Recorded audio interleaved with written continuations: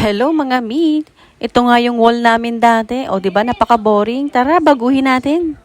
At ito na nga, nagsisimula na nga akong magsukat dito. Ito na nga yung part na pinaka-ayoko, magsukat. Kasi nga, matte. Kailangan kong magsukat para nga naman yung ilalagay ko dito talaga namang pantay-pantay. At ito na nga yung mga binili ko dito. Yung mga frame na kakailanganin natin. At syempre, kailangan nyo magpa-print ng mga picture na gusto ninyo.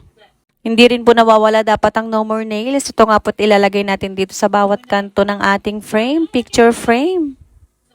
No more nails na po talaga ang ginagamit ko kasi nga po talagang subok na yan talaga namang makapit siya. Ang no more nails na yan ay pwede nyo mabili online or kaya sa hardware. At ito na nga po sinisimulan ko nang idikit ito pa isa-isa.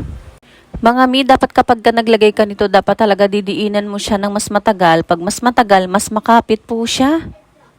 Hindi mo kailangan maglagay ng sobrang daming no more nails sa bawat kanto. Small amount nga lang po ay okay na. Make sure po kapag ka magdidikit po kayo, yung pagdidikitan po ninyo dapat po ay matibay. Tulad nga po nitong wall namin. Ang pintura po nito talaga namang mabilis matanggal. Kaya nga po ang ginawa ko, ginamitan ko muna to ng scraper itong wall na to. Tinanggal ko yung mga lumang pintura. Pagkatapos po nito, talaga nagpintura po ulit ko. Ginamitan ko nga po ito ng prime paint at saka yung pinakapintura talaga na gusto ko.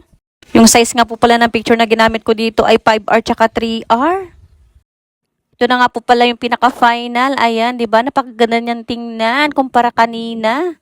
Mas maganda pong ganitong design ang ilagay ninyo sa wall kasi magiging center of attraction nga po talaga siya. Kaya kayo mga mi, ano pang inaantay nyo? Mag-DIY na nga rin kayo ng wall ninyo. Mas maganda nga po ito. Thank you for watching. Bye!